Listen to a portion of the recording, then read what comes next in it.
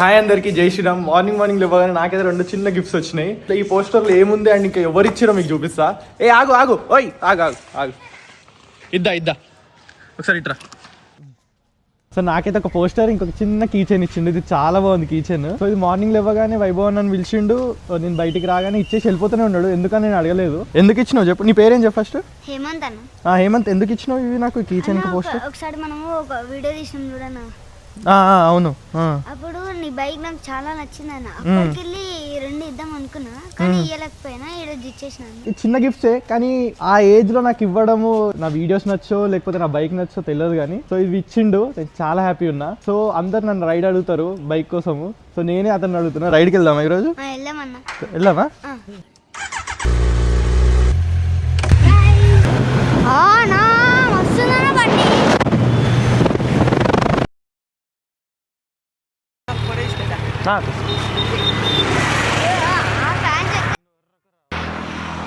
ఎట్లుంది బైక్? ఎట్లుంది చెప్పు.